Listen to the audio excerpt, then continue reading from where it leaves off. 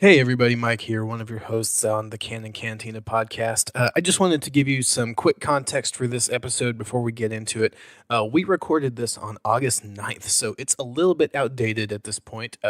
We usually record a little bit in advance anyway, and then we decided to put in one of our episodes when we were together when I was back in Tulsa visiting Jesse last week. With our resistance diversion. So this got pushed back a little bit. It's a little bit late. So enjoy laughing at our wildly outdated news section. I went ahead and left it in the show. And I also wanted to just remind everybody that we are pushing for 50 ratings on the iTunes Store, Apple Podcasts app, whatever you want to call it. We're not asking you to write us a review. We're just asking you to click a star rating. That would be great and help us spread the word of the podcast. They don't even have to be great reviews. If you leave us a 1 or 2 star review, that's great. It either needs to be funny so we can read it on the podcast, or just constructive criticism so we can get better and try and make the show more appealing.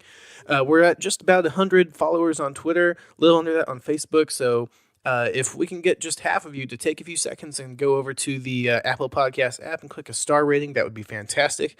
As soon as we hit 50, we're going to release a bonus episode. We did a Force Awakens watch-along commentary while we were together a couple weeks ago.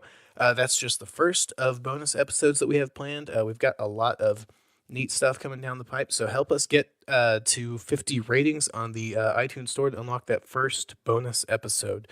So enjoy the rest of this episode where two people talk about the Truce at Bakura more than anybody else has in the past 20 years. Enjoy.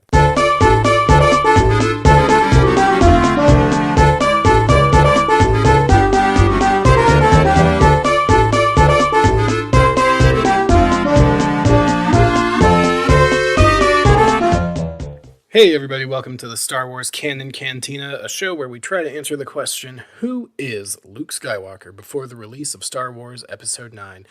My name is Mike, I'm broadcasting from Salt Lake Base here on planet Utah. I'm excited to talk about dinosaurs and Star Wars with my co-host Jesse. How you doing, bud? I'm doing great. You just said Star Wars and dinosaurs, two of my favorite things. If it was only so simple in this book, though. If I'd said beer in there with it, you might have exploded. My name is Jesse, and I'm in Tulsa, like standard. I'm meeting with Mike here via Skype, and we're here to talk to you guys about another book in the Star Wars story of Luke Skywalker.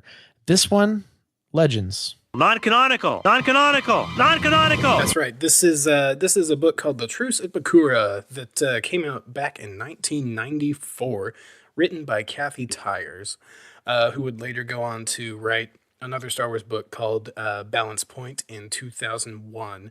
But this is one of the older, not oldest, but one of the older Legends books that's out there, right?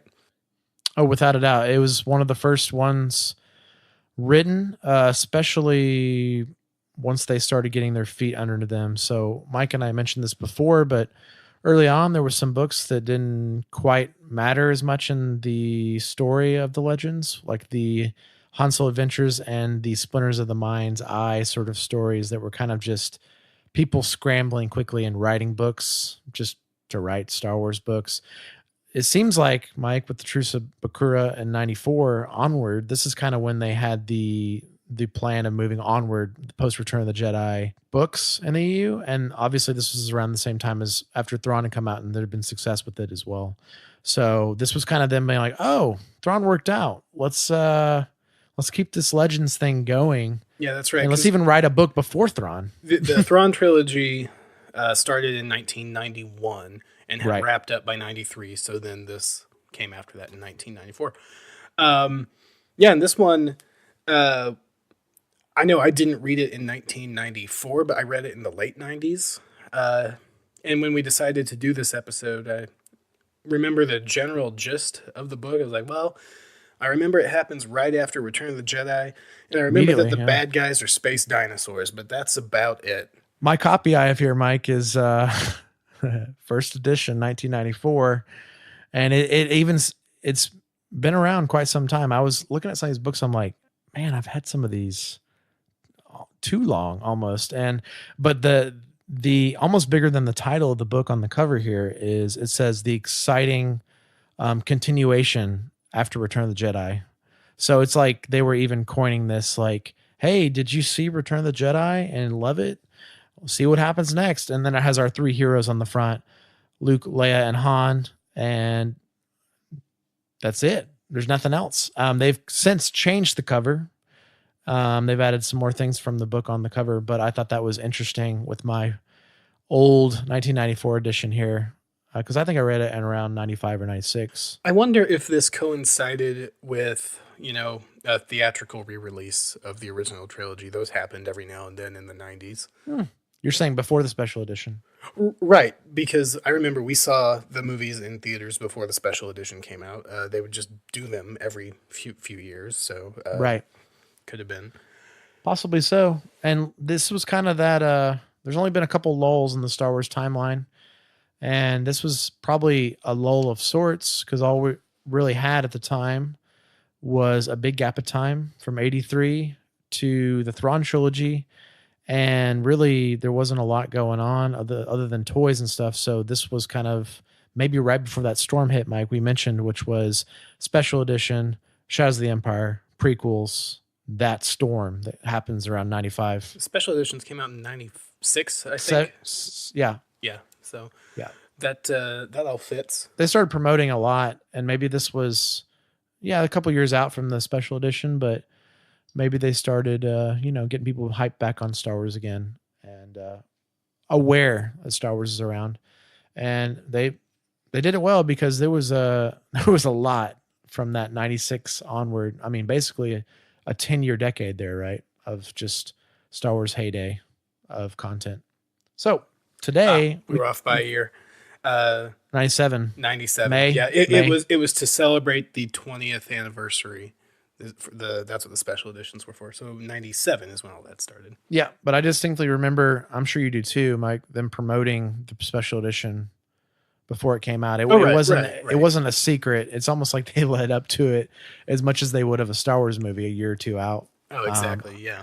I remember those behind the scenes with George talking about the effects and things like that and the technology. It had a CD-ROM called Behind the Magic, I think. That had 12 different chapters where you could see the newfangled computer technology that was so awesome back in 1995 or 6. The post-Jurassic Park technology. So, very good. And film changed forever. Better for worse after that point. So that's a different podcast. We keep saying space dinosaurs, Mike. Space dinosaurs are in this book, and we'll get to them. But you also can tell that this is a different time for Star Wars, canonically, I guess, because they were using odd things like dinosaurs as characters. So they either were trying something they thought was hot, or they were out of ideas or something, but even though clearly there was a long way to go after this. I'm not sure. Yeah, or they were just trying to take things in a new direction that maybe didn't stick. Yeah. Well, we chose this book because obviously it happens right after Return of the Jedi, and Luke is a central character in it. So we have 3 questions that we look at every episode regarding Luke. Jesse, what are they? Our 3 questions are: what is the state Luke is in at the beginning of this story?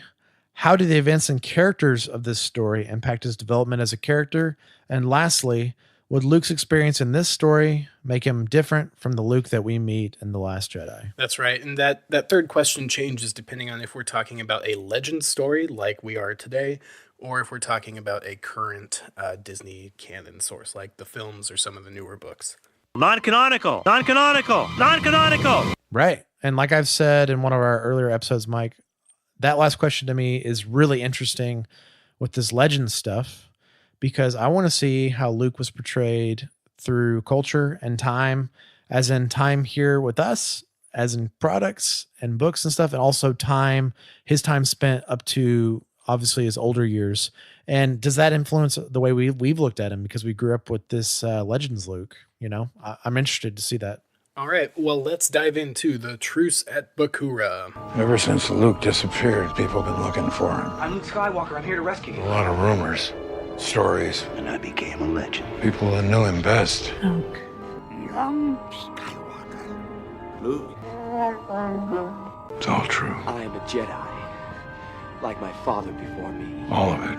So, as Mike just mentioned, This picks up immediately after Return of the Jedi. When I say immediately, guys, this is almost a little fan servicey, but it's kind of neat. The Ewok celebration has ended, and Luke is on the Mon Calamari capital ship, Home One, and he's kind of basically being like, he's a couple days have passed. He's rested from the Ewok celebration down on the planet, but he's come back up to the fleet. The adrenaline has worn off, and he's realizing, oh, I was just, electrocuted to death a couple days ago. So Luke is suffering a lot of effects from Palpatine's lightning, which I thought was an interesting touch. A little sciencey, sci-fi for Star Wars for me, but I appreciate the tie. It would make sense that Luke was on the verge of death, that he would need some sort of medical attention. And you're right, Mike. Luke was riding high on happiness and adrenaline and all these things, and he is not feeling well. So in the beginning of the book is actually just Luke and R2 spending a lot of time together, and Luke is actually forced to go to the medical bay and stay there for quite some time. And being consistent with the Luke we see in the trilogy, Luke doesn't want to stay, and he keeps wanting to get up and be like, what's going on with the fleet? What's going on with Leia? What's going on? All this, and then the medical droids keep, yeah.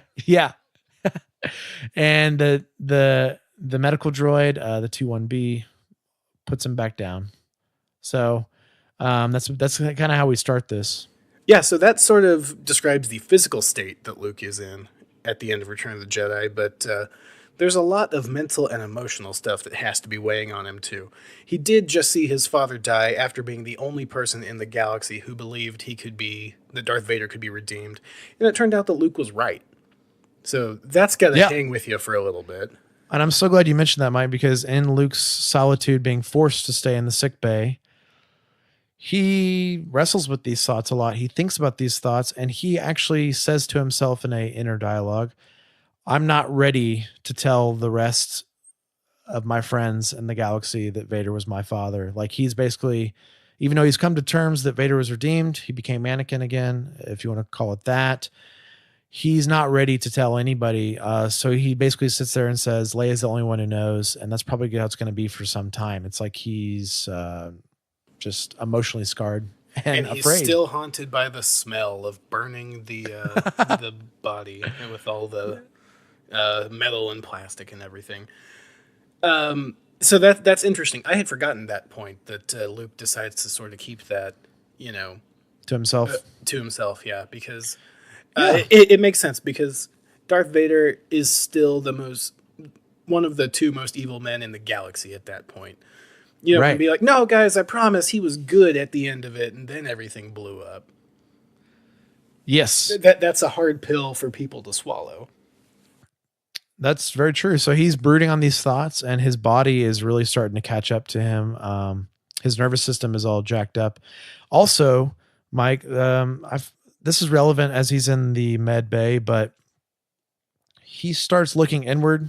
He starts doing all these sort of Jedi techniques and meditating type things that Jedi do. And a lot of this is his inner thoughts and stuff like that, but he's forced to stay in one place. So he takes the time to meditate and to reach out and all this sort of stuff, that the language we see in Star Wars a lot with the Jedi.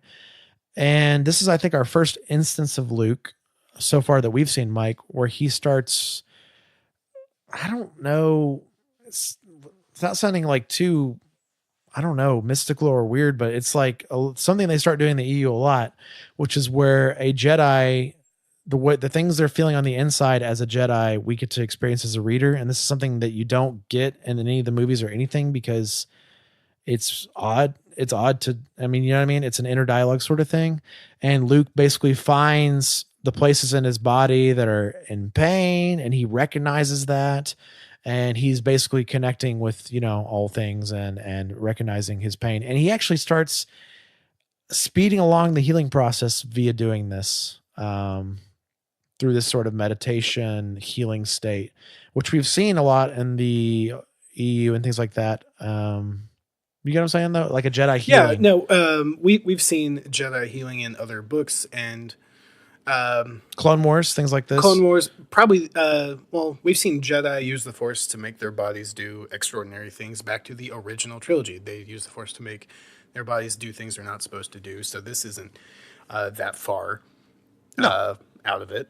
But yeah, outside of the trilogy, and considering this is the first book in the timeline post Return of the Jedi, this is Luke's first time doing it, and he stumbles into it just like he does through a lot of things. He Luke Skywalker, professional stumbler. Yeah, stumble up, baby. What's great about this, Mike, is this is, of course, juxtaposed with these thoughts of Vader, with these thoughts of worrying about Leia, with these thoughts about what's going to happen with the rebellion next, with these thoughts of, am I the last Jedi? Is this it? Like, what do I go next? What do I do next? Am I a Jedi Master now? He's asking himself all these questions, being very introspective and meditative, but he's also healing himself for the first time. So it's speeding along the process of the Bacta and all that good stuff. So I had to mention that because that was a big leveling up moment for Luke, even though it's very subtle. Well, right, and that goes right along with our first question, because that's, you know, the state he's in and what how we find him in the story. But to move things along a little bit, the fleet is still around Endor, and the Empire is supposed to receive a distress call from the planet Bakura that gets intercepted by the rebellion, because this distress call was sent by people who thought the Empire was still in charge of everything and thought there was still a Death Star here. Right. And once again, we're playing on Luke's emotions here because one of Luke's best friends goes to intercept it, which is Wedge Antilles. And Wedge goes to intercept this drone Red with his 2, X-Wing. Rogue 2 or 3. Didn't we say he like changed call signs in the middle of the battle? He does. Yeah. In Empire. Now he's Rogue Leader, and they refer to him as that, which is great. We mentioned that before. The Luke passing the mantle to Wedge is great, of the Rogue Squadron. And Wedge intercepts this drone. They don't know what it is yet. They just know it's some sort of distress signal, and it is rigged it to blow, basically. And Luke has to have a heroic moment. But in order for Luke to experience this, Luke's in the med bay, and he feels Wedge in peril once again through the Force. And he rushes to Wedge in his own X-Wing, and he actually gets out in a spacesuit and helps Wedge disarm the bomb via the Force and a lightsaber, and mainly just a lot of luck, and gets Wedge out of there. And they also get the message, but no one dies. So but Wedge and Luke are even at this point, right? Because during the original trench run, Wedge absorbed a few shots from Vader. They're square now, right? Yeah, and this is important, Mike, because I think this is the first major Wedge moment in Legends. And Wedge will return many times in Legends throughout the whole thing, actually. Oh, yeah, he's more than a fan favorite. He becomes an author favorite, too. He sort of gets his own book series. Yeah, he becomes a main character, especially later on when Wedge is much older and seasoned. He becomes a primary character. So it's really interesting and neat to see Luke not only care for his friend and reach out to him and take care of him with the Force and all that, but this is actually planting the seeds of future installments of Wedge. And spoiler alert, Wedge is also in the new Disney canon as well. But not episode 7, because the actor Dennis Lawson was like, oh, Star Wars, no thanks, I'm good. I don't need to come back, even though you asked me to just give me free money, basically. It's sad, especially with his tie to Ewan and all that being That's right, he is Ewan related. McGregor, young Obi-Wan Kenobi's uncle, which is kind of cool. But anyway, back to the story. This drone contained a stress call from the governor of the planet Bakura, Governor Willick Nereus. It was a distress call, whichever, asking for help. They were under attack by the reptilian Ssi-Ruuk, the space dinosaurs, one of the most unique villains to ever grace current canon or the Legends timeline. But there's no Empire there to receive this message. Right. So with Palpatine defeated and the Death Star defeated, the rebellions are the people who encounter this message. So once again, Luke is forced to go back to the med bay, and they're angry at him. They're frustrated with him that he actually went out in space when he should have been recovering. And as they throw him back in the med bay, a lot of the Rebel Alliance leaders, including Han and Leia, discuss this transmission and what they should do. And Luke feels conflicted. He's like, I need to be in that meeting room. So of course Luke gets out of the med bay again and goes to the meeting room, which is still consistent with the Luke we know and love. And they decide what to do. So at this point, Luke offers to go. He asks the rebellion if he can take a small contingent or fighters or a small fleet. And they basically say, absolutely not. It's not a thing that we're going to do right now because our fleet is destroyed, scattered. We can't send resources for this at the moment. Bakura has never been allies to us. And we don't even know what's going on over there. We don't know if it's an Imperial trap. All these sort of things they go over. And then Luke is sent back to rest again. That's right. And this is good. Where he's visited again by the Force ghost of Obi-Wan Kenobi, who warns him that the Ssi-Ruuk, this invading reptilian alien species, is actually a giant threat to the galaxy. And that this is actually something that they really should deal with, in the wake of destabilizing the Empire. The galaxy is right to have another force take over. So if we pop out of the story for a second, yes, please. We've talked about how this came out in 1994 after the Thrawn trilogy, right? And for people who haven't read the Thrawn trilogy, you can probably just skip forward a couple minutes. But this is just something that popped up in my head when we were about to go to the next thing. Ooh. The main antagonist of the Thrawn trilogy, Grand Admiral Thrawn, was a Chiss from the unknown regions of space. His book's wrapped up. I guess we have an unknown threat coming from the other side of the galaxy somewhat. They sort of copied that trope of where the enemy's coming from because the Ssi-Ruuk weren't really known in the galaxy at large before this, right? Right. Very true. And certainly not by Bakura, which is a more central located system. So this is another instance of the quote unquote known galaxy being invaded by an outside force. Right. Force or threat or whatever. I'm going to take a step outside the story as well, Mike, for the second. And I will preface and say I like the Ssi-Ruuk, especially when you start thinking of them not just as straight dinosaurs, but more reptilian and all this sort of stuff. Which is hard to do because they are described a lot like dinosaurs. Or at least the dinosaurs that we saw in 1996 in Jurassic Park. Yes.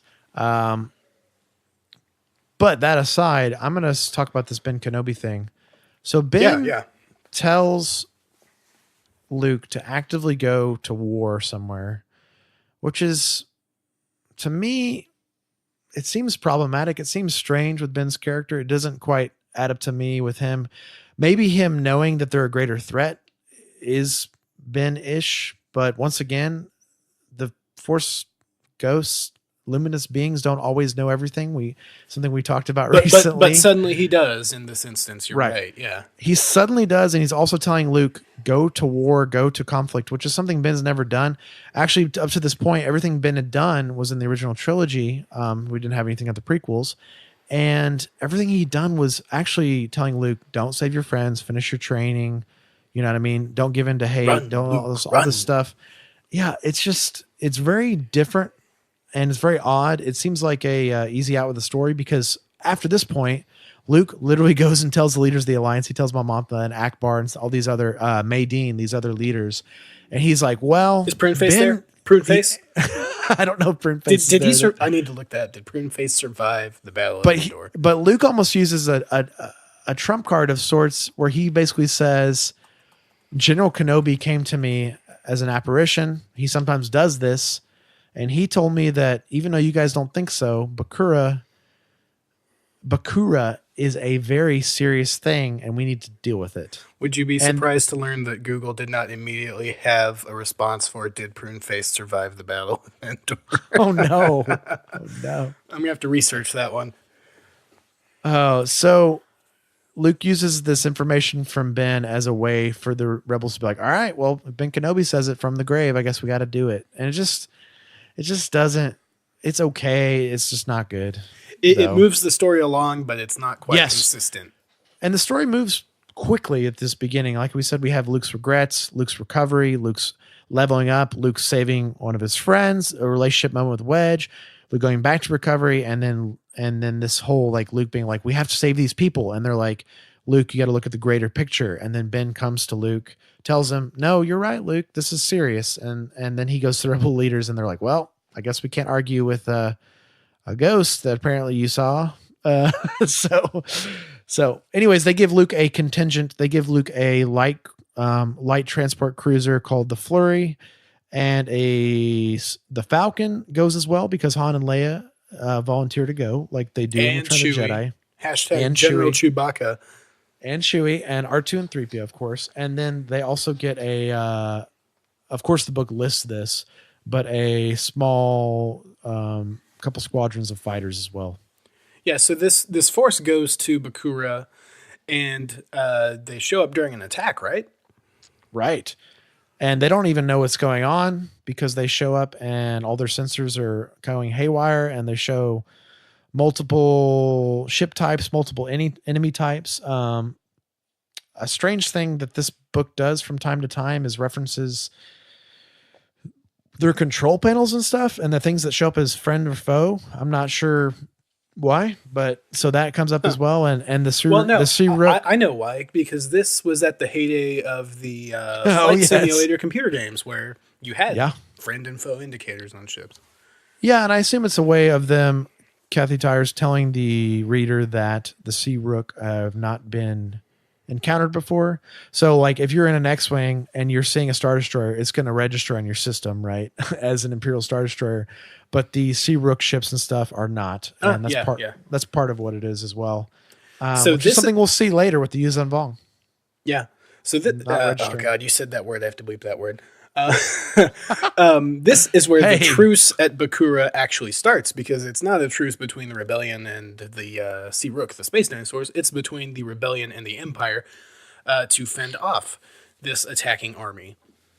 Right. So for a long time, the Empire has occupied Bakura, so much so that they don't even know, Mike, that the Empire has been defeated at Endor yet. Actually, this is kind of an interesting world building moment because it seems like most of the galaxy doesn't know. And this is something they introduced with the Legends, where it takes time for things to get places. I mentioned this, Mike, in our critique of the Return of the Jedi Special Edition. I say, how could people be celebrating on Mos Eisley, mere days, we're assuming mere days after Endor?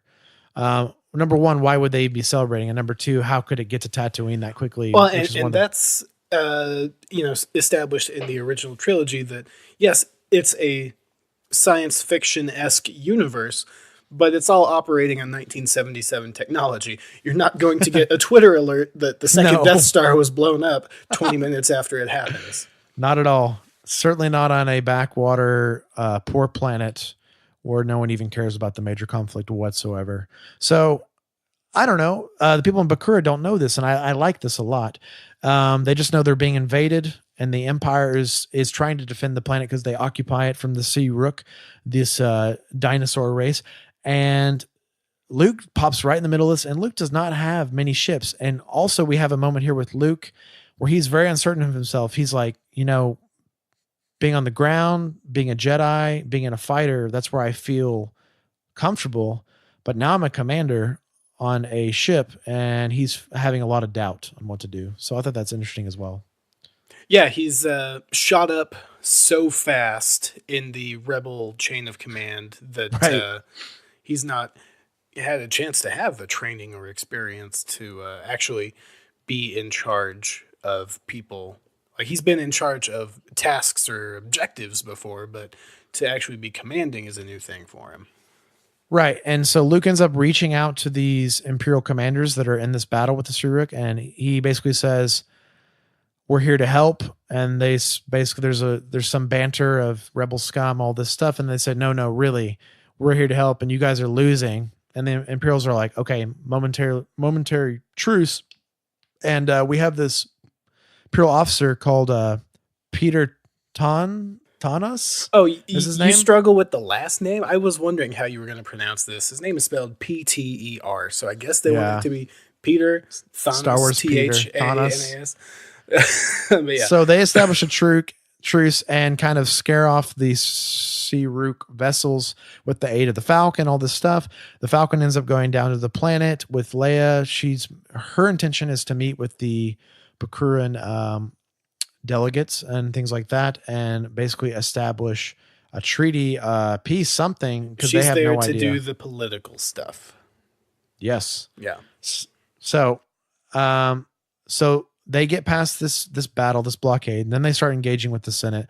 So now we have Han, who's very frustrated at this point, by the way, because Han's like, I'm just here to protect Leia.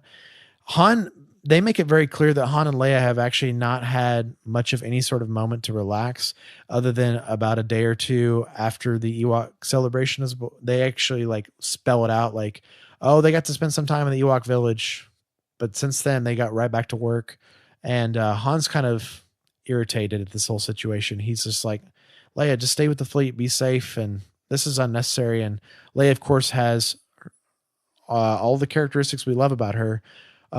She's like, no, I have to work. This is the galaxy at stake. So I just mentioned side note of Han and Leia. That's basically what they're doing this entire book, feuding over that. I feel like they did that just through the 90s. Feuding. No matter what the adventure was, Han was with Leia. Leia was doing something for the Rebellion or the New Republic, and they were together. But they were like that's the whole 90s, right? Maybe early 2000s. Even. Yeah, and Han's like, let's go somewhere with some Krillin brandy and just relax. And Leia's like, no, we have duty. And Han's like, and Han's like, I care about Luke and Leia, so I'm just gonna pretend like I don't care, but I'm going to follow along and protect them. That's right. So Luke has a moment where he looks across the Bakuran Senate chamber and time slows down. Everybody else looks a little bit blurry and he sees Gabriel Captison, right. a Bakuran senator. That's not how it was described in the book, but that's how it went down in my brain. Just that, stereotypical Hollywood, you see the pretty girl across the room kind of thing. And no, there's some moments in this that are written like that too. So you're not far off from that, Mike. and this is the first instance we see of Luke in the Legends timeline having an attraction to someone who's not his sister. Yeah, man. Yeah. And I will say, it's cool to see Luke very human, something we haven't really seen a lot, especially Return of the Jedi onward, because he kind of becomes this, like we said, is Return of the Jedi is very different. But it's a little forced in this, Mike. I'm gonna be the critical one here this time. Though she's a very pretty, intelligent lady, which they make very clear that she's hyper intelligent and she's beautiful.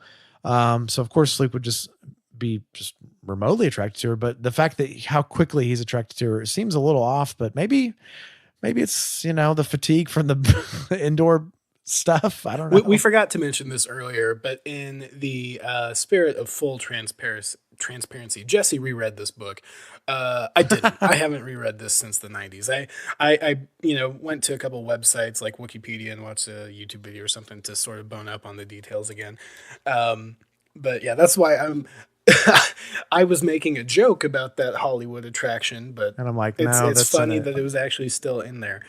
Yeah, it's a little ham-fisted, the love parts between Luke and her, but they mainly do work. And the love parts between Han and Leia are actually excellently done. Something I haven't mentioned yet. But so he meets this woman, and how do I? It's interesting. So basically their relationship blossoms, and Luke realizes that she's one of the most level-headed people in the Bakuran delegate Senate area. The rest of them are like, no, we're with the Empire still. And then Leia comes to them and says, the Emperor is dead. The Empire has fallen. This guy saw it.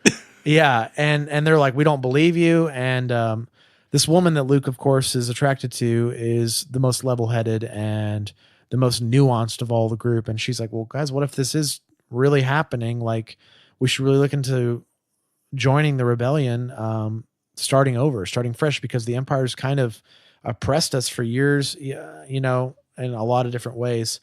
And they're like, no, they haven't. The Empire's giving us resources, money, these sort of things. So there's a lot of political stuff going on at this point. And Luke and Han are just kind of there. So that's right. But before we move on to the next chunk of the story, I did make a note here. Why has no one latched on to Gabriel Captison as Rey's mom? We found her. It happened at some point during the Truce at Bakura, right? This is how Rey is actually a Skywalker. Because none of those people have read this book. That's probably very true. I mean, so hey, I've heard the latest Rey theory is that Kira is her mom now. So which that's a garbage theory. That's not true.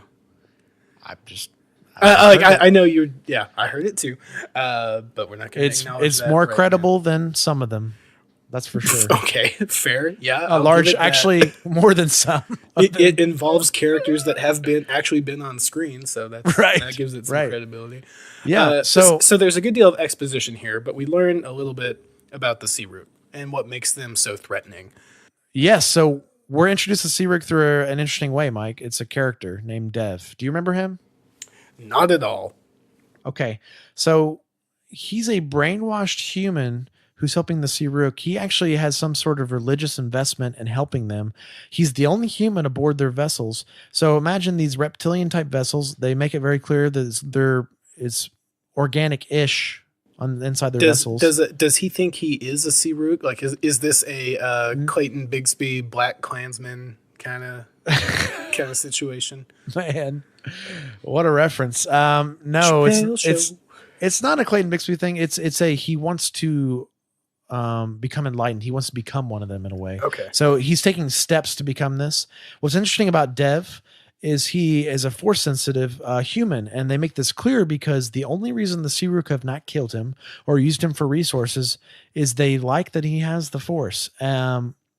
He has a mild understanding and use of the force, but it's enough that they're aware of it and he's aware of it. They also have an interesting background on Dev, which I thought was interesting back in 1994.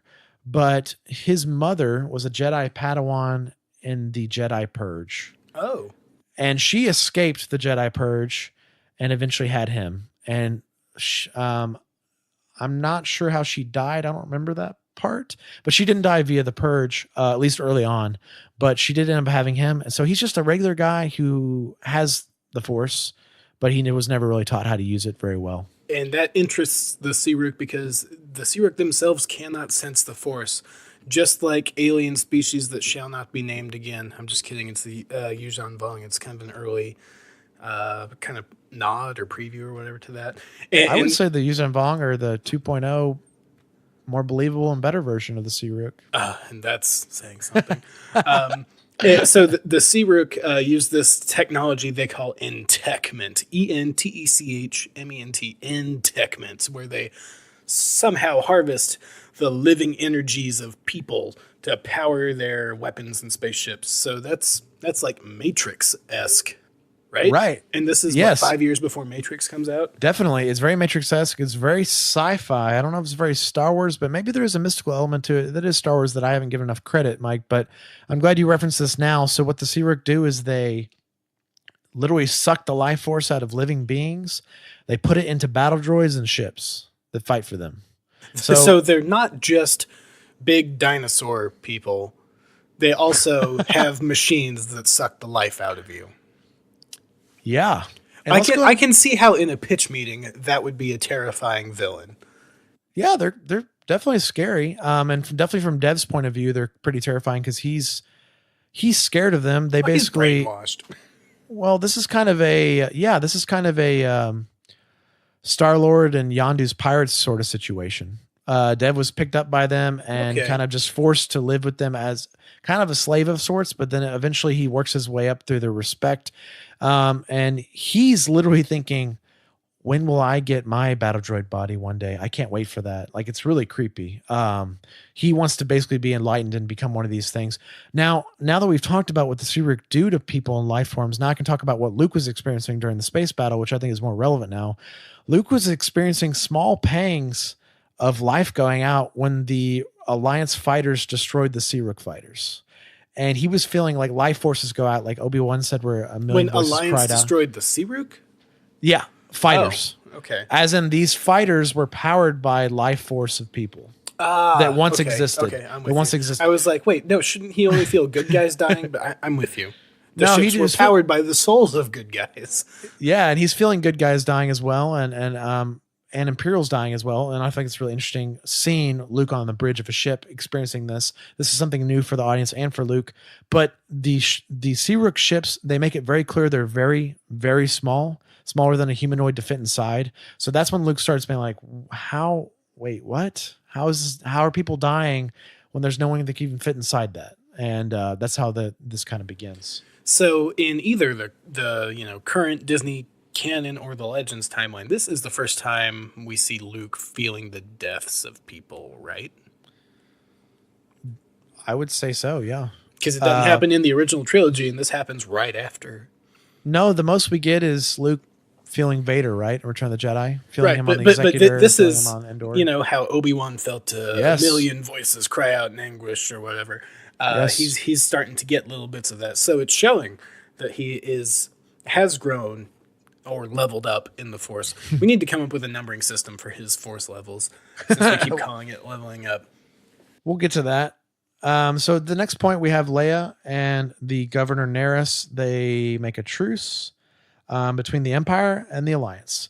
They basically determined that the Ssi-Ruuk are enough of a threat for them to join forces, and Leia actually provides proof that the Emperor is indeed dead.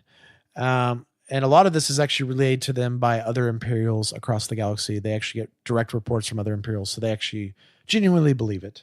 And that kind of enforces and inspires the truce. But at this point, then we have Luke doing more military things, which is new for him. He starts working with the Imperials to figure out tactics, how they're going to defend this planet of just people. How are they going to save these people from the Ssi-Ruuk, these guys that want to basically harvest everyone's souls and, take over the galaxy one planet at a time. So it's really interesting to see Luke dealing with Imperials. Dealing with Commander Peter Thanos, yeah. But all the while, he's still distracted. Oh my gosh. No, I don't think it went that far. But the relationship with Gariel Captison continues, right? Yeah. No, they actually spend time together. They learn a lot about each other and the best for the Bakuran people and stuff like that. But I'm going to get to a more interesting part than that, Mike. One of the parts that more interesting than Luke finally getting a girlfriend. Well, now you said it that way. I feel bad for Luke. Yeah, all his friends are gone. They all went to the academy. And that girl at Anchorhead was not his girlfriend. So I'm going to reference a really important scene here because I think this is one of the things this book is referenced for the most. So I don't know if we've said it yet, Mike, but I'm going to say it now. This book is actually best when dealing with Leia. The interactions between Leia, Luke, and Han are spot on in this book. We had not mentioned that yet. Right. So Leia has a lot of internal conflict that we start experiencing, seeing through her point of view. And she cannot wrap her head around the thought that Darth Vader, Sith Lord of the Empire, is her father. She's literally been wrestling with the thought for weeks since Luke told her on Endor, and she refuses to believe it. Luke even tells her that he was redeemed. She refuses to believe that. She doesn't believe that Luke actually saved him. So she's even doubting her brother. She believes the circumstances that went down with Luke and the Emperor and stuff, but she does not believe in the end that Vader was truly redeemed. All these sort of things. And this is going on with Leia for a while. And Han's even telling her, move past this. This is holding you back. You know what I mean? Just accept it. And she's like, I will not accept. You know what I mean? And it's almost like her trauma with Alderaan and all that stuff. She's like, how could my own father be standing right there and destroy my people, my stepfather, all this stuff? And at this point, we have a really interesting thing that happens in this book, where I think is referenced almost the most after the space dinosaurs.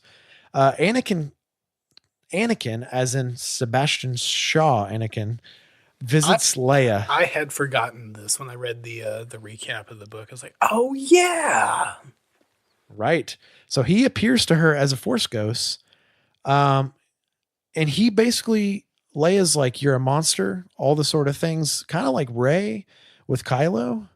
A lot of the anger and a lot of how could you do that to your own family, to people, the galaxy, all this stuff.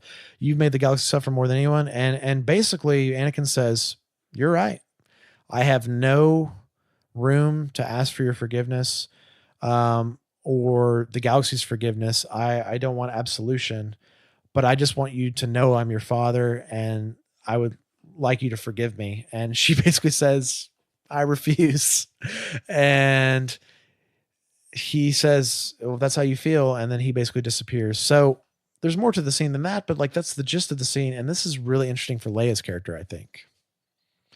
And she actually gets to see Anakin in his human form. Maybe once we've done a lap through canon talking about Luke, we'll go back and, and do a lap through talking about Leia in a couple of years. Right. But this is good for Luke and Leia's relationship because she starts to believe Luke of all the things that happened in Return of the Jedi, but she does not forgive him. And she's still having a hard time wrestling with the fact that he's actually her father. She keeps telling herself, Bail is my father. This is not my father. And then she even tells Han that a Force ghost appeared to her, and Han's like very empathetic for Han with it, and she doesn't like that one bit. Like she's like, see, you're making this worse, that sort of thing. So very interesting scene and worth mentioning. So then we go back to Luke. Some more things happen in the political realm, but then we go back to Luke, and Luke is still distracted, Mike. And what's really interesting about this character that he's attracted to, Gariel, is that she actually has a religious objection to the Jedi Order. She believes that the Force is kind of a farce, and that the Jedi, and not in a Han Solo way, because she's more mystical than Han Solo. She believes that the galaxy has a certain balance within it, within all life and stuff. She believes a lot of the same things as the Force, but she chooses to believe it's definitely not the Force and the Jedi and all these things. She believes in the Schwartz, not the Force. And I think that's an interesting thing they just threw in that actually works pretty well. That Luke's first girlfriend, love interest, is actually opposed to all the things he's trying to take on to himself as the mantle now, as the only Jedi left. And that makes sense. She's morally opposed to it. Luke is the type of character to not fall for the I almost said easy girl. That's not what I meant. Luke is not the type of character to fall for the girl where the relationship would be easy, you know? No. And maybe that opposition attracts him too, which is what Leia had. I mean, not be weird, but just like the opposition of their personalities. Good point. You know? But so she actually informs Luke that there's someone that needs Luke's help. And this is another strange scene, very sci-fi-esque in some ways, but basically there's a woman who has illness, and Luke goes and helps heal her illness. Very Christ-like in a way. That's right. It's this very is strange. Epi Belden is the Yes. person, and again, this is just going off of like the Wikipedia summary, thanks to whoever typed this up. But they described it sort of just like early onset dementia. Yeah. So And Luke knows how to cure that now? No, he reaches into her mind and finds the part of her mind that is not lost, basically, and basically tries to wake that up figuratively and realistically, like that part of her mind. And she kind of she doesn't fully snap out of the dementia, but she comes to, and she hadn't come to in a long, long time. Weird, considering Return of the Jedi was 3 days ago. Don't Luke would know how to do this. There's the 3 days again. I think it's been weeks, but yeah, you're right. Okay, 3 months. That's still a pretty big stretch. Being able to perform forced brain surgery, just that soon after Return of the Jedi. It's strange. Like I said, a lot of this is more fleshed out. Why is Epi important? I don't even remember this part. Okay. Well, I won't ask that then. I was asking because I didn't remember either. She's important to Luke's lady, and that's a big part of this. Also, she's going to be important later in the story. I'll mention that. So Luke ends up trying to save as many Bakurans as he can. This is a woman he's actually healing. Other ones he's saving from the Ssi-Ruuk and throughout this story. And once again, Luke's going to have to learn some lessons at the end of this, that though he is powerful and though he has special abilities and though he is heroic and just, he can't save everyone. And that actually comes up later in the story, which I like. Okay, cool. So he heals this woman and he has a kind of a relationship. They hit it off well. Him and this older lady, she's so happy to be kind of mentally back. But not long after, the Imperial Governor Nereus does what Imperial governors seem to always do. Man. And they double cross. They go back on the truce. And this guy, he captures Luke, right? Yeah, he captures Luke. He basically sets Luke up for a trap where he's reached out to the Ssi-Ruuk because they're still. Keep in mind the Ssi-Ruuk are a brooding presence this whole time. They're in the system. Their ships are floating around, things like that. The Imperials are holding him at bay, but the Ssi-Ruuk are trying to come down on the planet and, take all these innocent people's lives. And this Imperial officer reaches out to them and sets up a trap for Luke, where Luke is basically caught by several Ssi-Ruuk warriors. One of them, in fact, called Blue Scale, which I thought was funny.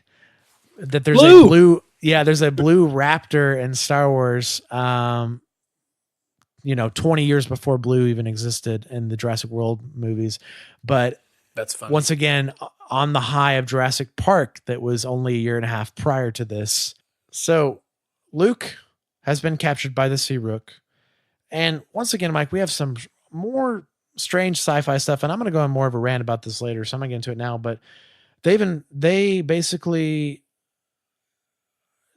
this Imperial officer fed Luke before, and Luke thought he was in a good place. Things were happening.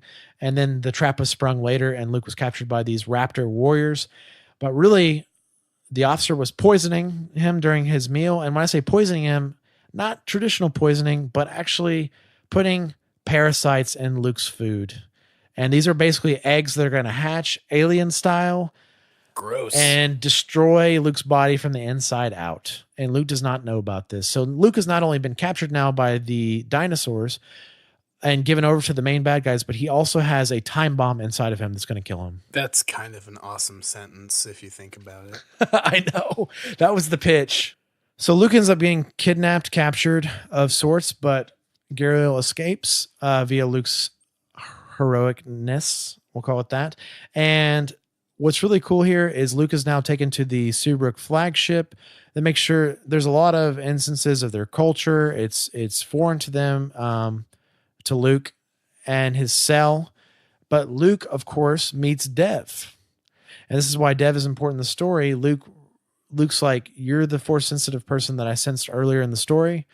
And he frees Dev and actually helps Dev break out of his brainwashing. So he actually, once again, reaches into Dev's mind and basically finds the part of his mind that's not brainwashed and still, the force sensitive person that, wanted to do good back in the day before all this tragedy befell him, where the Ssi-Ruuk came and killed his mother and all this good stuff. And Luke saves him. And Luke's like, you could be my first apprentice, Like he's like, I don't know much about the Force. I just know the Ssi-Ruuk use me. They manipulate my ability to use the Force. Oh, see, when you said, I don't know much, I thought you were saying that Luke said that, because I know he's technically a Jedi Knight, but he's not a master.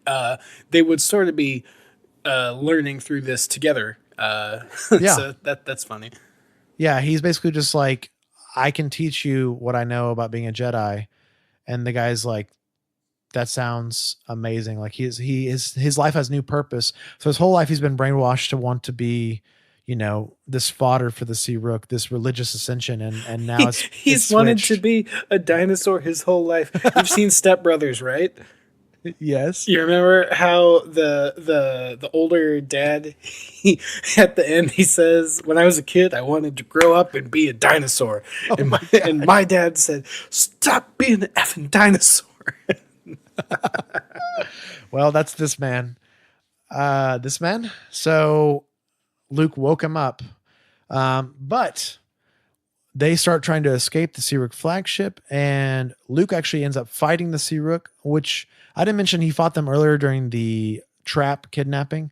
He killed a few, but they have these pikes with electricity on the end that can sustain a lightsaber for some time. It says it bends the pike, but it doesn't fully break it. But I assume if you applied enough pressure with the lightsaber long enough time, it would break through it. But they're trained warriors. They're decent at fighting Luke. And during this conflict of escaping the flagship, Dev is killed by one of the Ssi-Ruuk. They actually call him a heretic and they kill him. Aw. And Luke is kind of knocked back and he ends up killing the warrior. And he's like, Dev's all right. Dev's all right. He's just injured. And he runs over there. And Luke has this horrible realization when he says he can feel nothing of the Force left in him.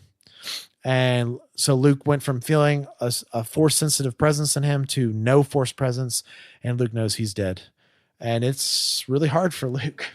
Why is this really hard for Luke compared to losing other people? I think it's hard because, and maybe this goes back to our Marvel episodes, but Dev was a slave, a brainwashed person who had no life his entire life.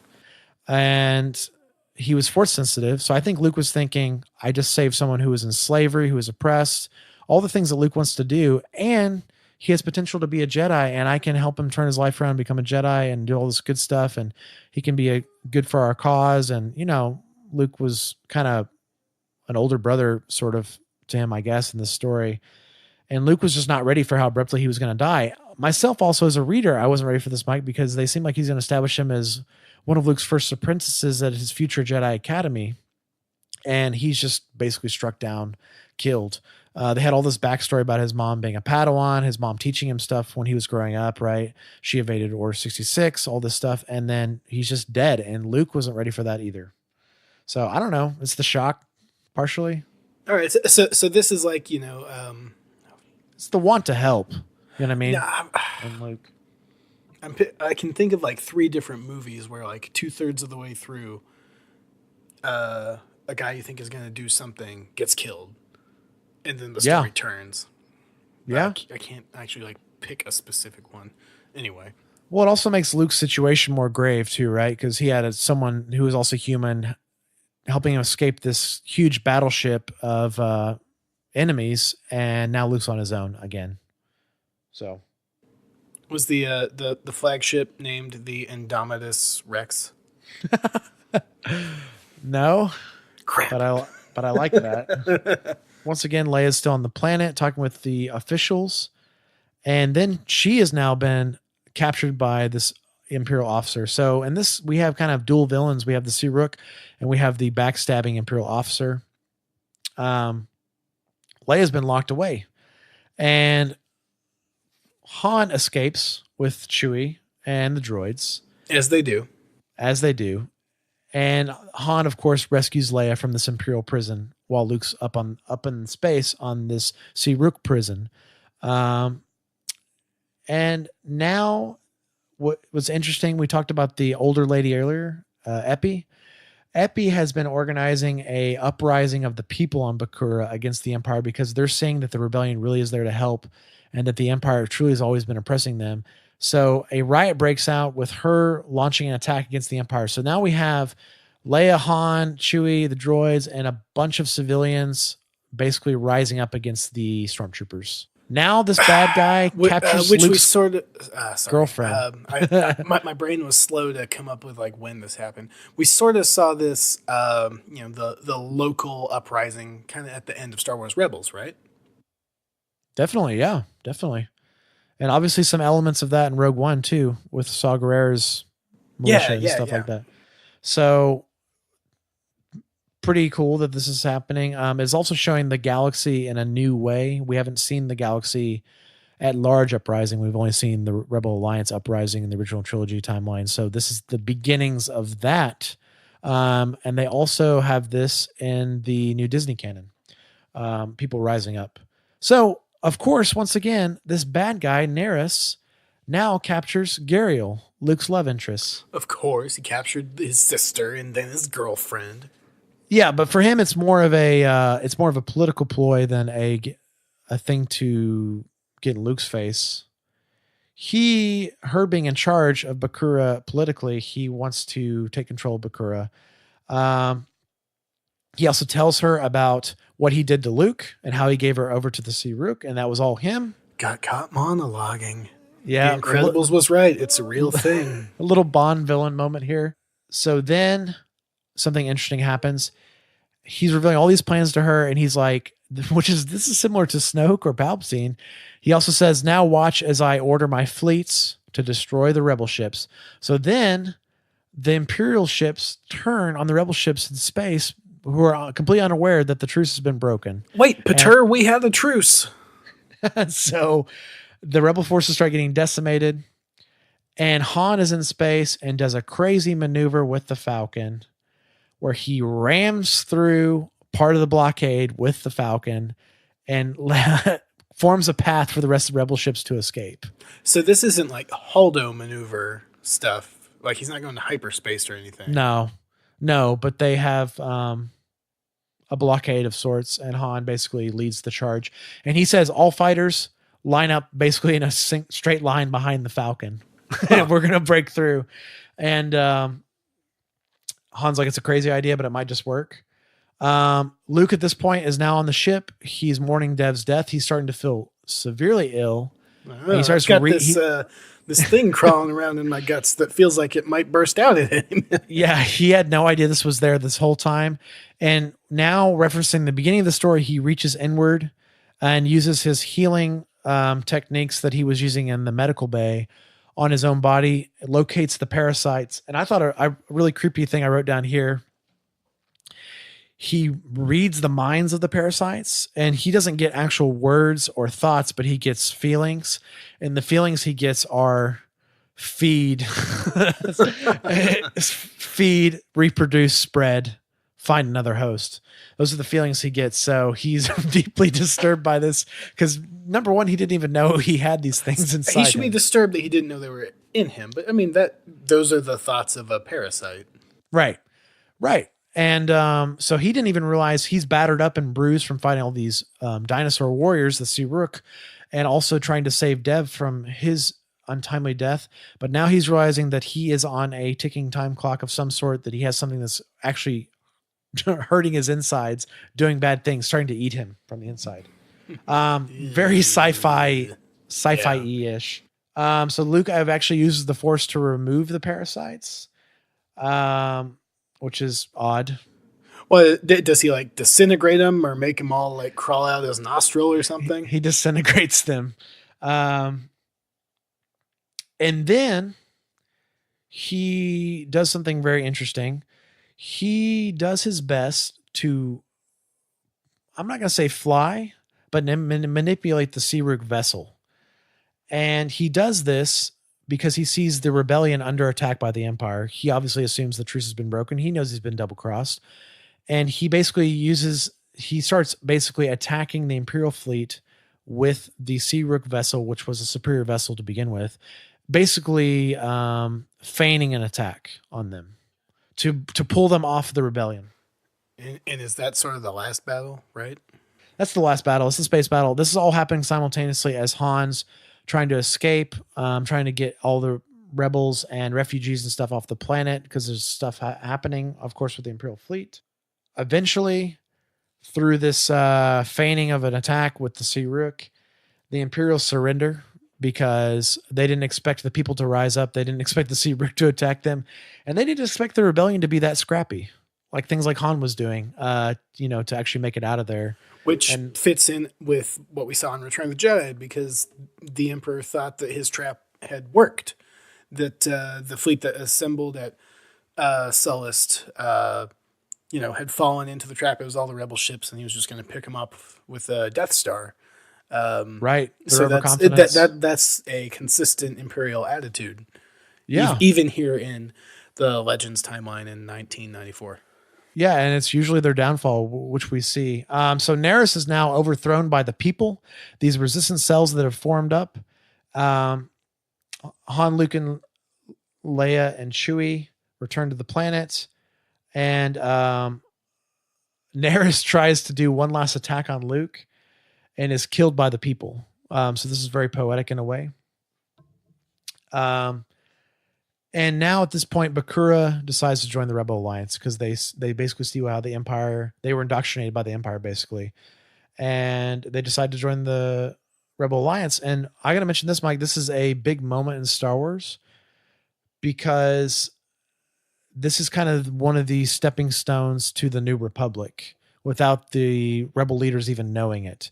To them, they were just going to save a planet as the Rebel Alliance.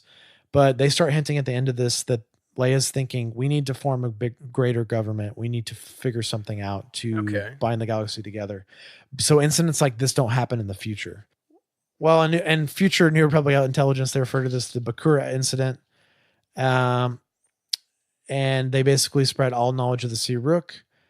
And a lot of people are like, well, no, they tried to cover this up, right? Because the Ssi-Ruuk are pushed back to their unknown corner of the galaxy. And they don't I think I saw that they came back at some point like 20 years later, but they're like, well, dinosaur bad guys, maybe not the most Star Wars-y thing. We shouldn't keep using them. They do come back, and maybe we'll touch on that when they come back. It's pretty close to the Yuzhan Vong time, actually, which is interesting. Gross. There's some stuff there. But most importantly, Mike, the story ends with Luke realizing that the lady from earlier, which I always mispronounce her name, Epi, was killed in the conflict. So not only did Luke heal her and help start a rebellion of sorts on the planet, but once again, he lost another basically person that was in need that he tried to save. I find that really interesting. So, and he actually, in his mind, he's thinking about Dev and Epi and how they were such great people and they had so much more life to live. And they obviously inspired the people around them for good. And Luke is really disappointed that they're not around anymore, basically. But Luke had the long-term relationship he formed with Gabriel Captison to go back to, right? He did. But I was a joke because it wasn't a long-term thing, right? She stayed on Bakura and he left. Sorry, I didn't catch your veiled deadpan joke in there. You're right. It wasn't that long. It was weeks at best, but they did start bonding. They even had a kiss during this story. But duty calls for both of them. I was going to say, was that Luke's first one? Then I was like, well, Leia kissed him in Empire. Ooh, but that's his sister. Does it count? Ooh, I don't know. I'm sure Luke's kissed some girl, Moss Esper or something. You never know. I don't know, man. These small towns. Luke in A New Hope seems kind of like that guy. That guy. So the story ends actually with Luke and her having to break it off of sorts. Basically, they never were a full item, but they basically duty calls. She has to manage the entire planet and people of Bakura, and Luke has to get back to being the last Jedi, the only Jedi, and back to the rebellion. And that's it. It ends on that note. So I've got an interesting quote I wrote here, Mike, that's happened in the middle of the story, but I want to reference now. Han paused in mid-step. What is this? I suppose you're going to ask my intentions toward your sister. Luke smiled at Han. I know what your intentions are, friend. She needs you. Just don't let her down. Han's crooked smile shone like an asteroid beacon, not in your life. And as we mentioned, not in your life. That's something Luke said in New Hope, right? When he's talking about R2. He wasn't talking to Han when he said that. No, but at this point, Mike, they've been spending years and years together, as we've seen, especially now in the Marvel stuff. I know it's a different canon. They're different timelines. That you can't count those. Right, but I just think it's an interesting callback to vocabulary that these characters use around each other in different ways. You're right. That is a good callback to the movie. That's not what I liked about this scene. What I liked about this scene was this is probably the best part of this book is the interactions between the trio. They are spot on original trilogy interactions. This is Luke and Han. Like Luke's like, I know what your intentions are, friend. She just needs you. Don't let her down. And this is when Han's having doubts about why are we even doing this Bakura stuff? You know what I mean? Why are we even here?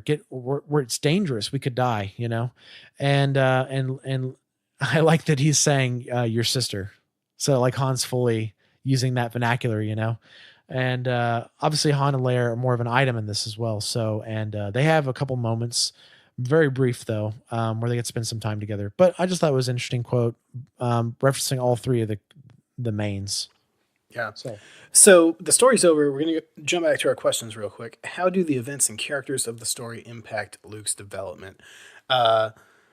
You talked about the loss that he experienced with Dev and both Effie, but Yeah. I think perhaps the most relevant development comes from Gariel, the love interest. right. Because this is the first time in the Legends canon that he's had a love interest as far as I can remember, right? Yes, and let's mention too that she was morally and religiously opposed to the idea of the Force and the Jedi. So much so that she didn't even believe in Luke as a Jedi Master or Jedi Knight in any way, which I thought was interesting that they still had a connection despite that, because that's such a big part of Luke's character, right? At this point. So yeah, this would change Luke's story, right? Well, we see him obviously grow in the Force because he can somehow disintegrate parasites in his body, cure early onset dementia, and do other microscopic level Force stuff, which is actually a really big George Lucas thing. I wonder if he had any talks with Kathy when she wrote the story. But that sort of leads into our third question. Would his experiences in this story make him different than the Luke we met in The Last Jedi? And I absolutely think it would make him Right. different. Because even if it wasn't Gabriel Captison, that's a weird name, Right. this It is Luke showing that, Jedi can have relationships that were Yes. previously outlawed by the Jedi as that got established in the prequel trilogy. Right. And there's more Luke relationships to come. So this was just a small taste of that. And you're right, it would be very different. Something we're going to talk about this book, Mike, and I guess this is the time to talk about it. We've got here that it's an ambitious book and it's well written, especially when it comes to the character stuff, but it's not as successful as Shadows. And I don't think it's as good of a story as Shadows of the Empire at all when it comes to being Star Wars. Now I'm going to preface and say this, and I haven't said this yet in the episode, but something I was thinking the whole time I read this. This is a really good sci-fi book with a Star Wars wrapping paper on it. But it should be the other way around, right? It should be a good Star Wars story with elements of whatever wrapped on the outside, right? Yeah, it's the opposite. And It's I the know exact there's a few different books you can say that about. I'm trying to think back to how often I crapped over Shadows of the Empire when we did that episode, and it was all Quite a bit. centered on Dash and Shizor. But the story, right? We're just talking about the story, the path of the story, feeling Star Wars and feeling, I don't know. I mean, having the enemy being essentially an outside invading force that's dinosaurs, and you've got the parasitic infection that the guy that Nearest infects Luke with. That's not even the most outlandish part. The most outlandish part to me is that these dinosaurs suck people's life force out of their bodies and put them into machines to fight for them. Which not in a Matrixy way. I and could more see of a, that in Star Wars easier than in 1994 seeing the bad guys being dinosaurs. But you're right. That is a very sci-fi element to it. So this was an ambitious project because it came after the Thrawn trilogy, which sort of revitalized Star Wars novels and fandom or whatever. It took a lot of chances, which I appreciate. Same. We've made fun of the Ssi-Ruuk the entire episode because they're space dinosaurs, but it was an early attempt at having a radically different threat than just the Empire. Right. It was an outside invading force that had no knowledge or connection to the capital F force as we know it, which we later saw again in the 2000s with the Yuuzhan Vong. This is the first time we see Luke having a relationship, right. which is breaking that old Jedi code thing that I say old Jedi code, but the prequels came after this. And this was sort of one of the earlier attempts to make Imperial or non-rebel characters appear sympathetic, sort of like Right. Admiral Pelion in the Legends timeline, Governor Price from the show Star Wars Rebels, and she was in the Thrawn novel a lot.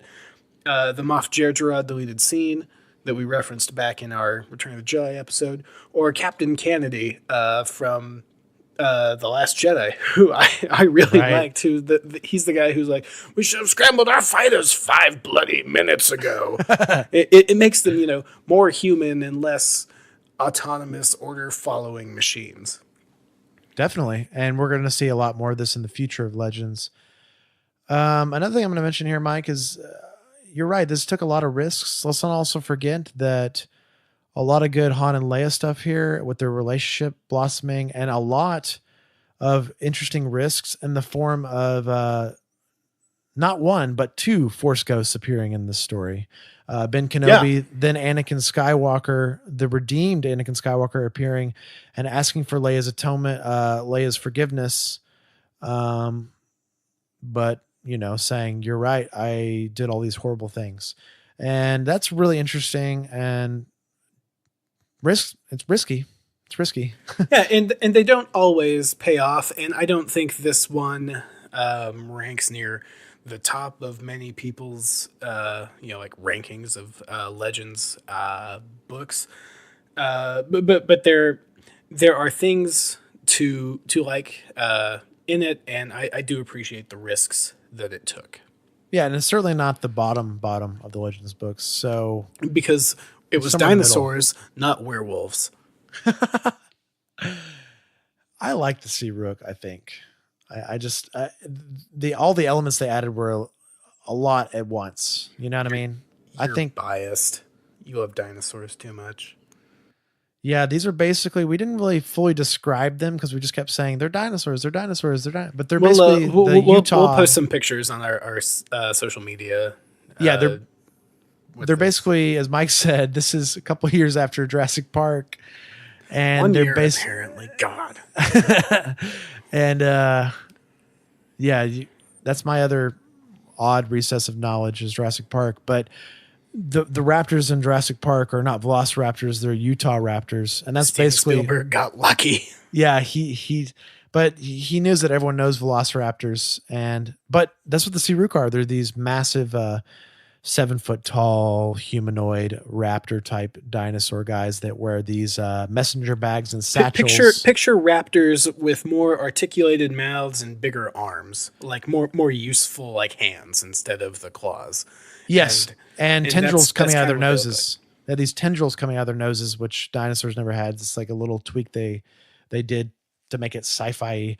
And they also sometimes walk on all fours, which is something the dinosaurs were accustomed to don't do, these predatory dinosaurs that would stand upright. So, it's just funny that they were like dinosaurs that use people's life force and use battle droids. But, battle droids were referenced, Mike, and the word battle droids was referenced. And this is prior to the prequels. And that's interesting as well. They sent the wrong hero to save the day in this one. They should have sent Turok, Dinosaur Hunter. Oh, man. Taking me back. So that's going to wrap up our talk about Truce at Bakura. Let's go over and check the Holonet for some news. Holonet breaking news. Welcome to the shortest Holonet segment we're ever going to do. Some news that came out this week. Will episode 9 be split into 2 movies? No. Thanks for listening, everybody. We're done. No, I'm just kidding. Close. But we saw... You've seen that rumor, right? I didn't actually even put a source in here on our notes because I've seen it in a couple different places. But they've just been filming episode 9 as of today, which is August 9th, for like a week. Right. And that's not how movies work. They didn't decide to split Harry Potter Book 7 into 2 movies when they'd started filming. They made that decision in the pre-production and script writing phase. True. And I might have one odd rebuttal. Well, I'm interested to hear it because I can't think of anywhere this happened. Well, it happened and it made it worse, in my opinion. But well, let's hope Star Wars doesn't do it. But okay, what's the movie that started filming and decided to make 2?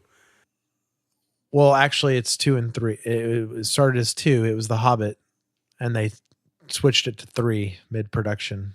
movies. Oh, well, I Which think was all a three of those mistake. movies are bad. So Right, but would you agree that it should have been 2, right? I mean, you could just I've honestly condense- only ever seen the first one. I only ever saw like The Hobbit or whatever. I got bad news, Mike, and this is coming from a huge Tolkien fan. That's the best one. Well, that's good news for me. It means I didn't waste my time on the other ones. I guess so. You're looking at it in a different way than I was. So that's Star Wars Episode 9 is not going to be split into 2 movies, Right. and even if somehow the story was too big to contain in 1, 2.5 to, I mean, give me a 3-hour Episode 9, I'm fine with that. But if the story was too big to contain, 2.5 hours. based on how Star Wars saga films are made, you can't have Episode 9 Part 1 and Episode 9 Part 2. You would just have to have announced more than a year ago, we're actually going to do Episode 9 and 10. Right. Because with Harry Potter, you could have, like, they all had, they weren't numbered like Harry Potter 1, The Philosopher's Stone, is that? Yes. Yeah. They were like Harry Potter book title, so they could say Harry Potter and what was the last one? It wasn't Half-Blood Prince. What was the last book? 7? Deathly Hollows. Yeah, Harry Potter and Deathly Hallows Part 1 and Part 2. You can plan that out in advance. Same with Avengers Infinity War Part 1 and Part 2, even though they've changed the title of the sequel to not be Infinity War. That's fine. But this wouldn't be Star Wars 9.1 and Star Wars 9.2. It just would have been Episode 9 and 10, and we would have known about it by now. And that would cause problems of its own, Mike, because the whole point of Star Wars is these trilogy sets, and that would just be strange. So I'm glad they're not doing that. But yes, give me a 3-hour Star Wars movie. Give me the first 3-hour Star Wars movie. I'll take it. I mean, I suppose there's a 1% chance that it happens, and I guess we'll get 2 movies out of it, but I don't think that's a thing. Nah, that won't be good. Yeah. We've also learned in the past week some more details about the Disney Direct streaming service. Going to launch in 2019.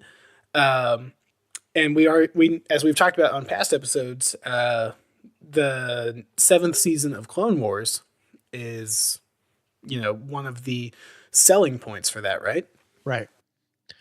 Oh, certainly it is. And I'm sure they get a lot of subscriptions just for that early on. It's kind of like what CBS shamelessly did with the new Star Trek series. So which was had high I'm using your words, high highs and low lows, more low lows than high highs. Anyway, but Doug Jones, so the service man, launches. Doug Jones, he was good. Yeah. So the Disney streaming service is going to launch in 2019 with Clone Wars Season 7, presumably with the Jon Favreau directed live action series, but it will not have the films at launch. Those are still tied up in other licensing deals. It seems a little risky. It does seem risky, Maybe? but yeah, the licenses are locked up for a while, but non-Star Wars related, I did hear that Disney is going to be pulling all the Marvel films from every other service and putting them on this service. So that might carry them along. Okay, so if they have that at launch, that will be, that will counteract the fact they don't have Star Wars movies, because it's not a Star Wars streaming service, it's the Disney streaming service. You're right, but in terms of Star Wars content, it'll have Clone Wars, the live action series, should have Rebels. I don't know why it wouldn't. Might have the first season of The Resistance if it has wrapped up by then, and perhaps the Lego Star Wars stuff, the Freemaker Adventures, which are funnier than they deserve to be. Actually. Oh, they're way funnier. They're great, man. Yeah. So while we're talking about these TV shows, we found out some details about the live action series.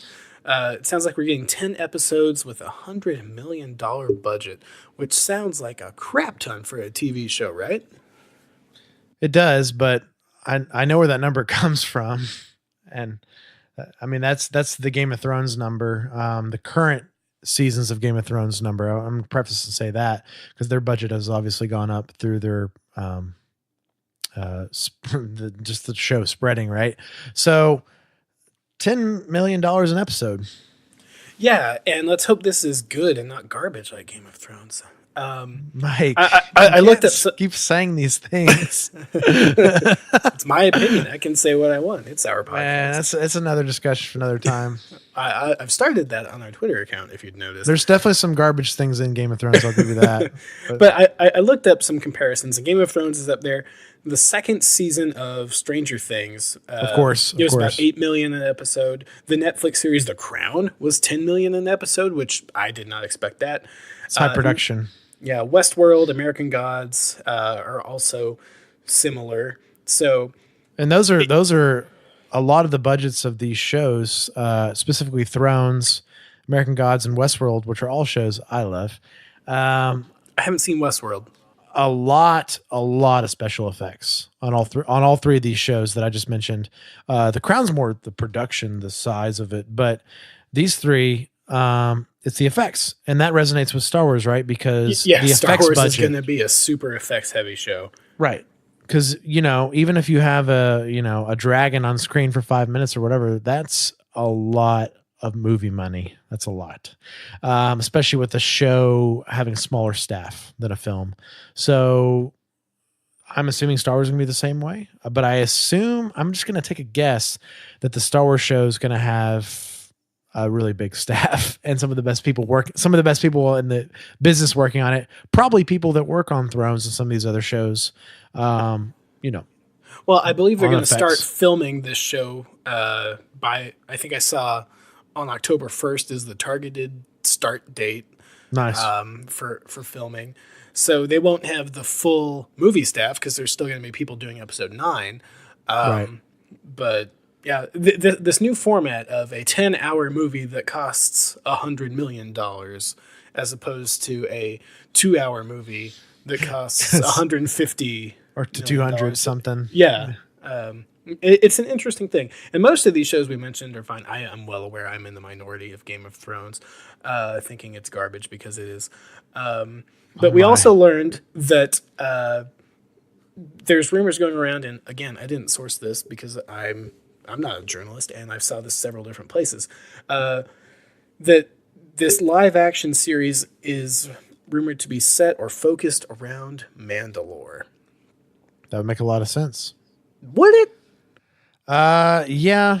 I think with the way they've been guiding all these side shows like Rebels and Clone Wars and all this stuff. I mean, so much Mandalore stuff. So much so that I'm getting some Mandalore fatigue.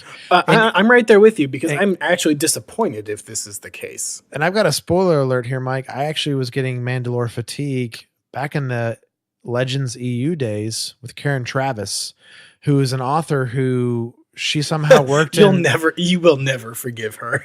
She worked in the Mandalorians into every storyline that was possible. Including storylines that involved the Jedi later on, where the Mandalorian Empire is gone, right? Way after Return of the Jedi, and I don't know.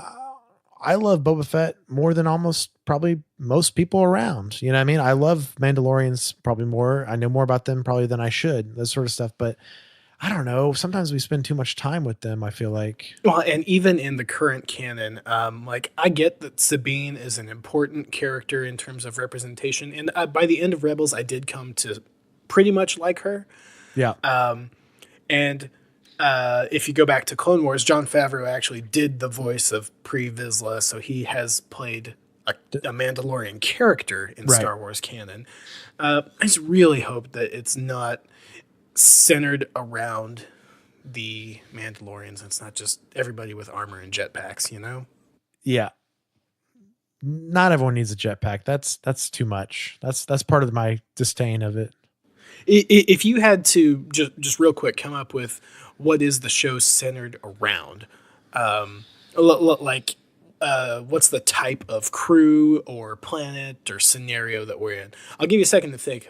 For me, it's not necessarily Rogue Squadron, but it's centered around a fighter squadron and detailing the, missions they have to go on. And this is something that can alternate between Imperial and Rebel. You see the different viewpoints of them or something. But as someone who has established on this podcast that to saying that the starfighter combat is one of my favorite things. I would prefer to see perhaps some ideas taken from these old Legends Rogue Squadron books and put into a 10-episode run. That sounds good. Yeah, the X-Wing books, right? The sprawling series that was great, that actually did focus on the flight combat and tried to make you feel like you were in those ships in the books and these relationships with these pilots. I think that's a great idea, Mike. I think basically that, or some sort of idea jumping off of kind of what they had in Solo, where it's the underworld smuggler type characters, just people making it by in the galaxy. That would be a really interesting way to rope in some bounty hunters and stuff. Maybe not even bounty hunters we see in the films, but just things that we know in Star Wars in a natural way. I'd really like that. I don't want stuff ham-fisted in, but it would be really cool to see just people making it, like a Firefly sort of thing in Star Wars, like just smugglers or just people or bounty hunters or sort of things. Basically what I want is, if it didn't involve the Empire and the Rebellion, I think it'd be really exciting. And one thing that neither of us mentioned were lightsabers and Jedi. We're more interested in the non-Force users. Which, if we get a show about Jedi, okay, I'm going to watch it and probably like it. But oh yeah, the Jedi. I think I said on our Shadows episode, maybe one of them. I've said that Star Wars to me is most interesting when Jedi are scarce, not when there's more of them. And just one last bit of news from the Holonet, since we're talking about Mandalore. Hats off to the original Mandalorian. Jeremy Bulloch retired from the convention scene. He was a super cool dude. It's great that he managed to make a living off of a weird movie appearance, back in 1980. But I've been to 2 different conventions and had him sign different things for me. I actually pulled this one out when we were unpacking the other day. I've got my Star Wars: The Power of the Force Boba Fett. Oh yeah, 90s autographed here. Yeah, 90s Boba Fett still in packaging, and I actually have a 2015, I think, X-Wing Miniatures game regional promotional card. Was artist rendering of Boba Fett, and I got him to sign that at the Salt Lake Comic-Con 2 years ago, I think, which was super cool. Awesome. And that's something I've got, over in a binder. I show it off. I don't use that when playing the game, but I think it's, I just wanted to throw that in there, that he was a super cool dude. Do you have any Boba Fett or Jeremy Bulloch stuff? I've never had Jeremy sign anything, but I've obviously seen him at the conventions and gone to some of the panels and things.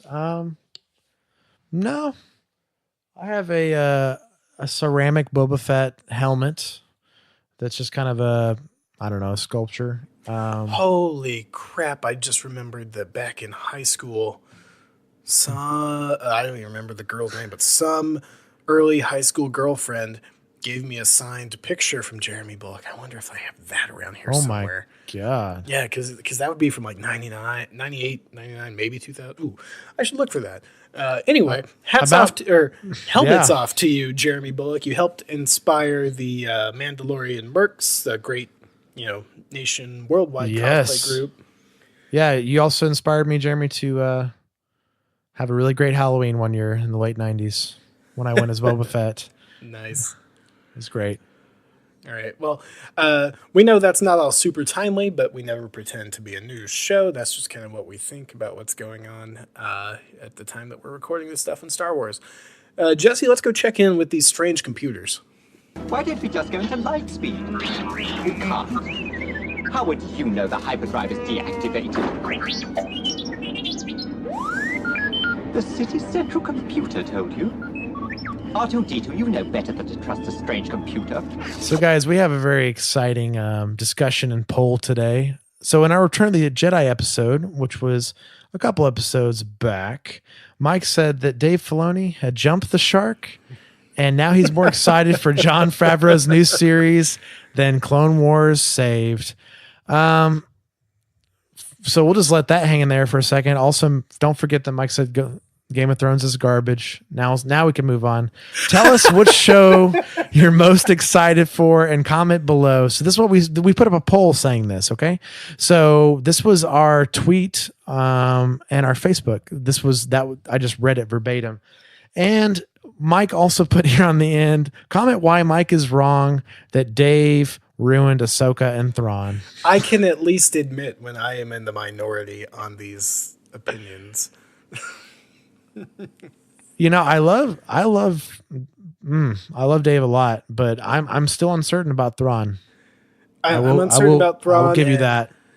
And I'm still uncertain about Ahsoka. But yeah, we put this up two places with sort of different results. What we do you put it know? on Facebook, and 46% of people said Clone Wars and 54% said the Favreau series, which Facebook is, crowd. Which we had fewer respondents on Facebook than Twitter. But we had some good comments. Some of the X-Wing Miniatures game crowd crossing over. Ricky White, a.k.a. Kelvin Tiberius, the pirate lord of ill repute, from the Scum and Villainy podcast. If you like the X-Wing Miniatures game, check it out. Nice. He commented that I don't know why they just didn't do something new, which I agree with. Perhaps our only listener in Iceland, but a super, super cool dude, Gisli Bragason, said that he agreed with Ricky, stop beating a dead horse. Come up with something new. But then we did have, I think, another opinion. Kyle Steverson, I think I'm saying his name right. Yes. He said, what's with all the novelty? Most people, including Star Wars fans, have never even seen the Clone Wars. I didn't quite understand the last comment. What do you think he meant by that? I was wondering the same thing. Well, I'm assuming Kyle's saying here that do we need the novelty of a live action show about something completely new when people haven't even seen the Clone Wars yet? And there's content already out there in the world of Star Wars that a lot of people haven't even seen. That's good content. I'm thinking he meant that. Well, Kyle, I asked you for clarification and I gave you a few days to answer me before we recorded. So if you're listening to this and we're wrong, let us know and we'll fix it. Yes, please do, Kyle. But our Twitter results were a whole lot skewed the other way. 69% of respondents were excited about Clone Wars. Nobody voted for Resistance. 8% voted for the live action show, and 23% of people were just excited for everything. That's me. I voted that. What's interesting, Mike, I'm going to reference this before we get into some Twitter comments here, is I think, well, first of all, on Twitter, we got a lot of responses. Thank you guys for that. And please continue voting these polls in the future as it gives us more accurate data and interesting discussion. But I think maybe I'm stepping out and saying some of this, Mike, but I feel like our Twitter has some really serious Star Wars fans on it. And our Facebook probably still has some really serious Star Wars fans, but it's a smaller group of people. And it reaches... I know that our Facebook has some serious fans because Ricky is one of the biggest Star Wars fans I've ever met. Well, and several of my friends and acquaintances on there are huge Star Wars fans. I just think the depth and width that Twitter can hit obviously is much bigger than a Facebook page, right? Well, that's right, because the Twitter poll is public and you got to like our Facebook page to see it. I plugged Ricky's X-Wing podcast, the Scum and Villainy podcast. I forgot to mention that Gisli has one, the Thule Squadron Radio, which those, I don't listen to X-Wing podcasts a whole lot anymore, but those are two that I absolutely check out every time they come out with new episodes. So if Ricky, Gisli, if you guys listen this far, you guys rule. Hope to see you again soon. Good stuff. So the spread here is a lot different on Twitter, Mike. Clone Wars was kind of resounding, and then the rest just kind of was filled out by all of them. And then we had the 8% of the Favreau show. So we have a comment one here. Of those was me voting with our show Twitter account. For Favreau? Yeah, because I made the poll and then immediately voted for it. Nice. Yeah, so we have a comment here from Alessio. Yeah, no, he and I actually had a little conversation that was pretty interesting. Alessio Pascali, hope I'm saying your name right. His Twitter handle is at War Must Be End 123. He said he voted for hashtag Clone Wars saved because excuse me, because it's the only thing that kept Star Wars fans united after the prequels split them, and fans want more of it, which I think is a pretty valid point. Yeah. But I consider myself a Star Wars fan, and I wasn't necessarily begging for more of Clone Wars either. I've made that pretty clear. But again, I'm definitely going to watch it. And we went back and forth a little bit about Dave Filoni and Ahsoka. I said, okay, maybe ruining Ahsoka was going a little far. And I said that her being alive and sitting out the original trilogy seems pretty weak to me. And he had a good response. Something that I hadn't thought of or didn't remember. He said that Dave Filoni said that he has all the details of what Ahsoka's been doing in place. He'll be ready to reveal, or he'll soon reveal what she's been doing. So I suppose there is a good narrative or story way to justify Ahsoka not helping be on the side the rebellion. But yeah, Alessio, you do have a good point. I know that Dave has all of that under his cowboy hat and stacks of wolf drawings or whatever. But this was a fun Twitter poll. Thanks to everybody who participated. Yeah, this was awesome, guys. So that's actually going to drag us wrong. I'm just kidding. That's what we should call the segment. Just proving Mike wrong, not proving Mike's in the minority. Well, this is going to drag us into our shout out section. I want to do a shout out to the Resistance broadcast. They're another Star Wars podcast that I found 6-8 weeks ago that I really do enjoy listening to. But they essentially had the same poll as we did, and they tweeted it out on the same day. What are the odds? Yeah, I'm not going to break it down too much because it's their thing. They've got their own show to do it. But the results were different. A few people were interested in Resistance, and it was a very slim 2% majority for the Favreau live action show over the Clone Wars. And they did get more responses than we did because they're a good podcast and we're not now because they've been around a while. But I just wanted to give them a shout out. Great minds think alike and all that. Wow, that's awesome. Yeah, and interesting that their results were very different from ours, right? The Favreau stuff being so high up there. Yeah. Another shout out I wanted to give is to Ryan Bullock at, I think I'm saying this right, Raza Kyron on Twitter. Neither of us know you, and I think you live in the UK, and you were one of our first Twitter followers. I don't know how you found us, but thanks so much for all the retweets and everything you do. You're an awesome dude. And I also want to give a shout out to David Triana of the Followers of the Force podcast at FOTF podcast. We, as of today, our interview with him on his show came out like yesterday. He's done some great interviews with podcasters and Star Wars personalities like E.K. Johnston, an actual Star Wars author, about their Star Wars journey, in addition to his just regular podcast content. So we had a great time talking with David. I think he still likes me after that conversation. Yeah, and if you guys haven't checked out that episode yet, look up the Followers of the Force podcast and look up the Canon Cantina episode with Mike and I. It's truly a pure, unrehearsed, nothing interview. We just Dave calls us up and started recording immediately, and yeah, it's a nerd out for sure. Well, and I want to preface here, Mike, and say that I think it's a really good extension of our episode 0 and 1, where we talk about our journey with Star Wars and our lives with Star Wars, why we were inspired to do this show, right? And I think you get a lot of context where we're coming from if you listen to his show, and you need to be following him because he's interviewing great people, creating great content in the community. So thank you guys for showing support to him. And then I pick a fight about The Last Jedi. But he also, after you listen to the episode with us, go find a good one where he interviews like Steele Saunders or E.K. Johnston or whatever. Yeah, just laugh at ours. No, I think it's a great interview. He was a great great interviewer. And some of those questions, Mike, truly stumped me, as in the last question, which Yeah. he asks us, what would your life look like without having Star Wars ever in it? And I saw on my Skype screen that Jesse's brain just kind of broke in half because it did not compute. Yep. It was a great question.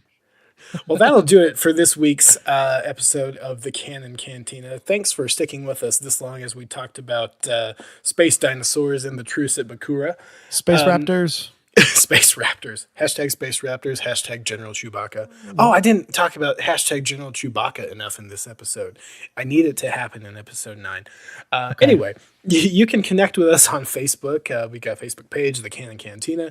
You can find us on Twitter at The Canon Cantina, at The Canon Cantina, and Instagram at Canon Cantina. Yeah, The Canon Cantina is available anywhere you can get podcasts. We are available on Apple Podcasts, Google Play, Stitcher, Podbean, Podcast Addict, YouTube, and Spotify. Thank you guys at home that are giving us reviews on iTunes, the Apple Podcast Store, or Google or anything like that. That is actually probably one of the best ways you can support the show, other than subscribing to us and following us on our social media. Every review you guys do helps us be able to helps us in search engines and helps get the word out about the show. So if you can just hop on and just give us a quick review, you don't have to write a review, just give us some stars. That helps us out immensely. So thank you guys at home that are doing that, and help spread the word of our new show, and just keep the subscribing going, guys. If you think we could do something better, send us an email at canoncantina@gmail.com. I promise to check it every now and then. Yeah, we'll check it, and we'll bring up a segment on the show where we actually respond to your emails. If it's something that you want us to talk about, if it's just criticism, then we'll address it. We might read that too. That could be funny. This is our 7th episode, and everything's just been trending up. So thank you all so much for listening and helping spread the word. Join us next week as we dive back into the current Disney canon. We're going to look at Heir to the Jedi. I tweeted this last week or whatever when I went and bought the book, because this is a piece of the current canon that I missed that does focus on Luke Skywalker. I've not heard great things about it, so I'm actually looking forward to reading it more because of that. So this should be fun. I am too, Mike. And if you guys, of course, want to follow along at home, like I've mentioned in the past, just give Heir to the Jedi a read, or if you just want to look at some summaries and stuff, whatever, or if you just want to go in blind, we will give you the entire story and Luke's journey in that. Thank you for joining us today. Never forget about the space dinosaurs. Never forget. Hopefully they come back, and may the force be with you. Yeah, that's right. Thanks for joining us in the Canon Cantina today, everybody. Cheers. Boring conversation anyway. No, think of the technology in 91, 92 when they made that movie, and think of the technology I don't in 96. remember before like 2001. Centerpoint Station. Look. Okay, Lobot.